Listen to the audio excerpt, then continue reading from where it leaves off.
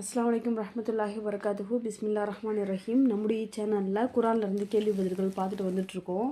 இன்றைய குரானுடைய கேள்வி என்னன்னு பார்த்தா, மறுமையில் யாருடைய கழுத்தில் அரிகண்டம் இரும்பு வளையம் மாட்டப்படும்? குரானில் அல்லாஹ் சொல்கிற பதில் பாருங்கள். எவர்கள் அல்லாஹ் தன் அருளால் தங்களுக்கு வழங்கிய பொருளில் கஞ்சத்தனம் செய்கின்றார்களோ அவர்கள் அது தங்களுக்கு நல்லது என்று எண்ணிவிட வேண்டாம். அது அவர்களுக்கு தீங்காகவே இருக்கும். கஞ்சத்தனத்தால் சேர்த்த பொருள் மறுமையில் அவர்கள் கழுத்தில் அரிகண்டமாக இரும்பு வளையமாக மாட்டப்படும். வானங்கள் பூமியின் வாரிசுமையை அல்லாஹ்வுக்கே உரியது. அல்லாஹ் நீங்கள் செய்பவற்றை எல்லாம் நன்கறிபவனாக இருக்கின்றான். அல் குரான் 3வது அத்தியாயத்தில் 180வது வசனம். இது போன்று குரானுடைய கேள்வி பதில்களை நீங்களும் தெரிஞ்சுக்கணும் அப்படின்னாக்கா நம்முடைய சேனலை சப்ஸ்கிரைப் பண்ணிக்கோங்க.